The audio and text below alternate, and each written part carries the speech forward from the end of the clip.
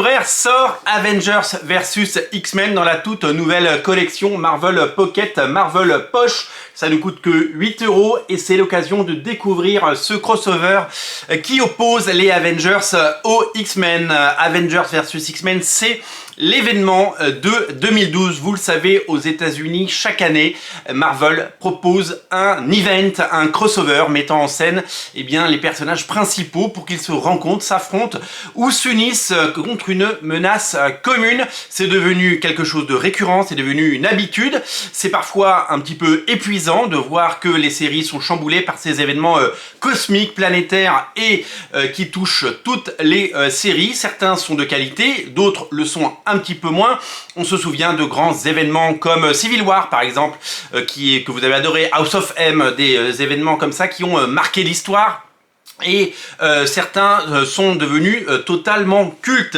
Nous sommes en 2012 et Marvel décide de faire s'opposer les deux équipes majeures, les Avengers de Brian Michael Bendis et les X-Men. Et oui, les deux équipes vont s'affronter dans une saga complètement culte. Ils vont opposer les deux plus grosses marques, les deux plus grosses franchises, les deux équipes les plus connues. Ils se sont déjà rencontrés par le passé dans de multiples récits. On se souvient d'un notamment dessiné, je crois, non c'était pas Paul Smith, enfin bon, il y a eu plusieurs époques avec plusieurs affrontements dans les années 80, dans les années 90, à peu près tous les 10 ans, les deux équipes s'affrontent. Et les deux équipes doivent se battre.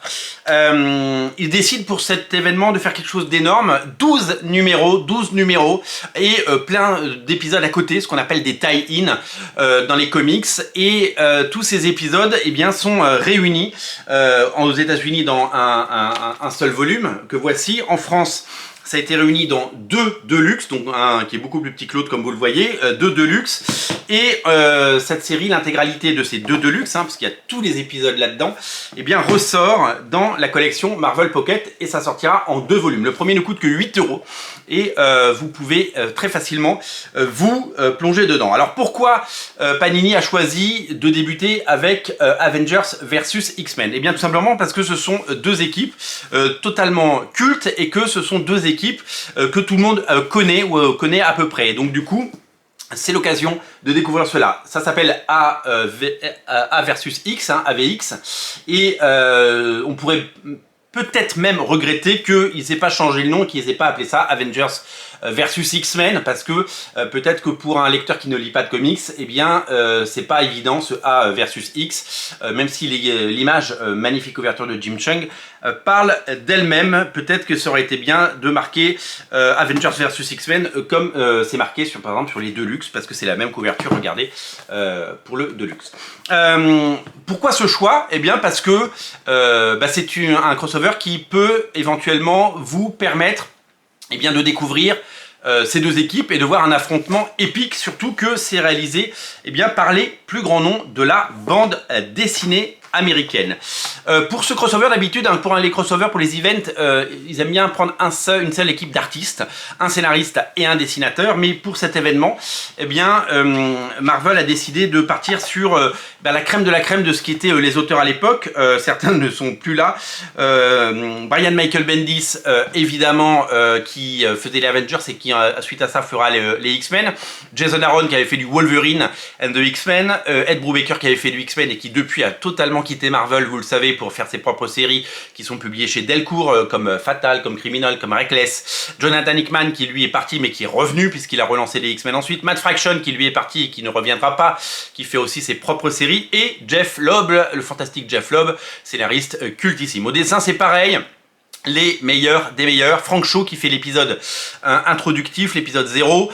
John Romita Jr. qui fait les 6 premiers numéros, la superstar. Olivier Coipel, le Frenchie, le génialissime Olivier Coipel. Adam Kubert qu'on adore. Et Ed McGuinness. Voilà pour les artistes. C'est tout simplement un line-up de folie. Ce run a été... alors ce run, et moi je l'aime beaucoup. Ça fait partie des derniers, on est en 2012, hein, il y a plus de 10 ans, ça fait partie des derniers gros crossovers que j'ai bien aimé. Je sais que il y a beaucoup de gens sur les internets, parce qu'on dit tous les avis, et que depuis que tout le monde peut donner son avis, et bien tout le monde le donne. Il est très critiqué, mais moi je pars du principe que on vit dans une époque où tout est critiqué, et tout est critiqué au moment M.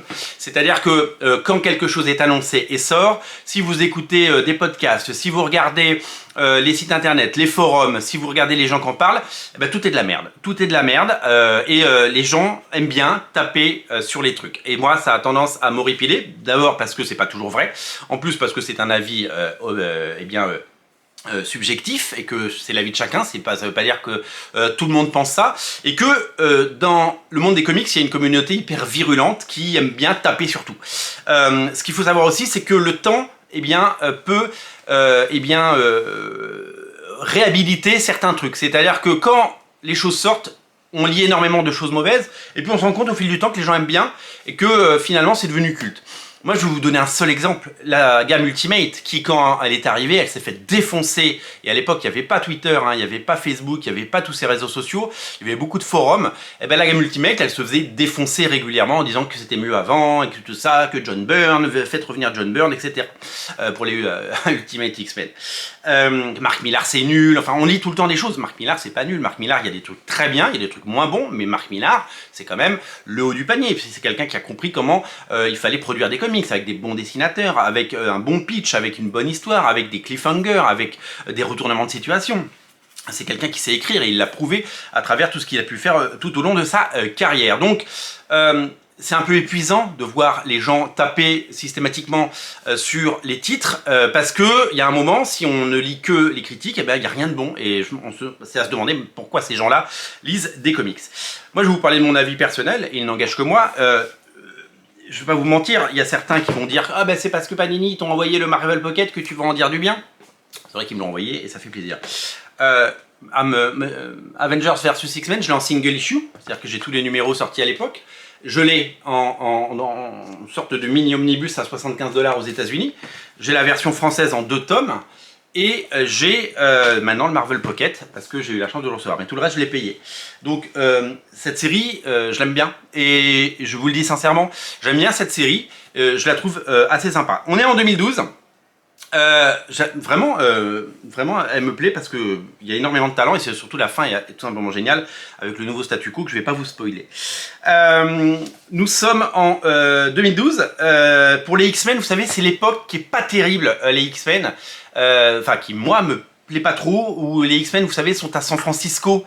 C'est une période un peu bizarre que j'aime pas trop, avec un Colossus qui a pas de cheveux, par exemple, il s'est rasé le crâne, avec Hope, vous savez, et puis ce costume de Cyclope qui est pas le meilleur, avec voilà, regardez Colossus, c'est pas ma période préférée.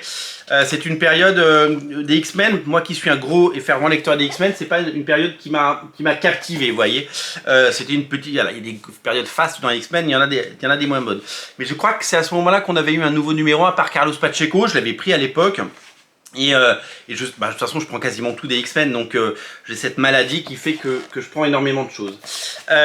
Donc du coup, c'était aussi la promesse d'avoir autre chose après, de faire naître un nouveau statu quo à la suite de ce crossover. Et c'est vrai que c'est ce qu'on va découvrir. Au niveau des Avengers, on est juste après ce qu'on appelle le Heroic Age. Je ne sais pas si vous vous souvenez du Heroic Age, l'ère héroïque, où ils avaient demandé à Brian Michael Bendis notamment, et bien de repartir sur quelque chose de nouveau et d'intéressant, et d'arrêter le côté un peu Dark Avengers, un petit peu noir, et de partir sur quelque chose de plus lumineux. Il y a des dessins fabuleux, hein, je vous l'ai dit, Olivier Coipel, c'est assez fabuleux. Donc on est dans cette période un peu de transition pour l'univers Marvel, et donc il y a la somme de tous ces artistes et qui vont nous faire un crossover détonnant où non seulement les Avengers et les X-Men vont s'affronter, mais ils vont devoir affronter le retour de la Force Phoenix. C'est le énième retour de la Force Phoenix, et de la plus belle des façons, avec des récits absolument fabuleux, et surtout avec comme vous pouvez le voir, avec des dessinateurs géniaux. Alors tout le monde n'aime pas John Romita Jr., mais tout le monde aime bien Adam Kubert qui a fait un travail merveilleux, et tout le monde adore également Olivier Coipel qui fait quelques numéros, et puis Frank Shaw aussi, hein, je pourrais vous parler de Frank Shaw, qui est fabuleux. Jim Cheung fait les couvertures, là regardez Olivier Coipel comme c'est superbe.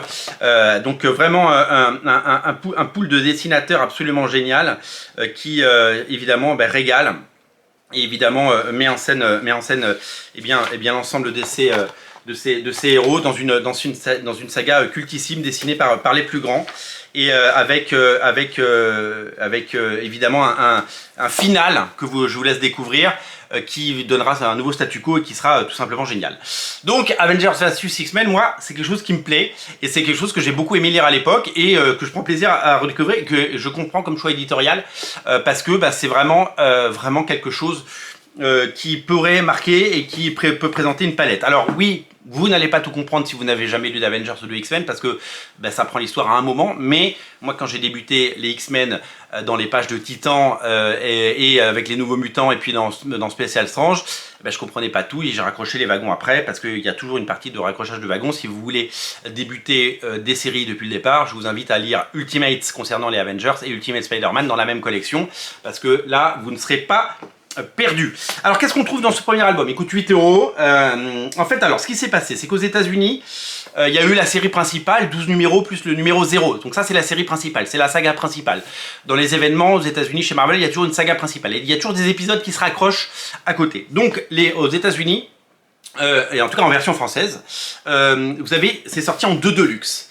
Il y a d'un côté les épisodes, les 12 numéros, donc ça c'est le premier deluxe qui s'appelle AVX tout simplement.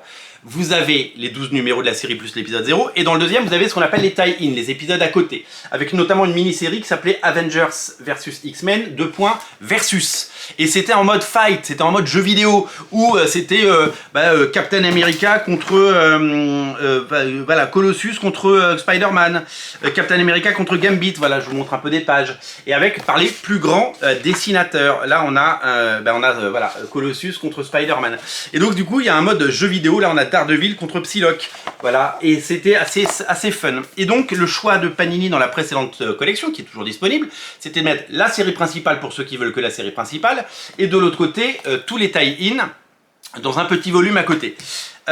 Pour ce récit, eh bien ils ont décidé de remettre dans l'ordre, puisque en fait les combats ils se passent pendant l'event. Donc du coup là vous allez avoir par exemple le premier épisode ou les 2 premiers épisodes de Avengers vs X-Men, et après vous mettez les combats qui correspondent, donc ils vont mettre les tie-in. Donc en fait ils ont remis dans l'ordre, et donc si vous prenez les 2 Avengers vs X-Men dans la collection Pocket, vous aurez les épisodes remis dans l'ordre, avec un fil conducteur, et avec une lecture beaucoup plus sympa, parce que là sinon vous avez la saga, et après il faut replonger entre chaque épisode c'est 2 façons de lire le même comics, mais de façon très très différente. Donc voilà, donc c'est vraiment très important.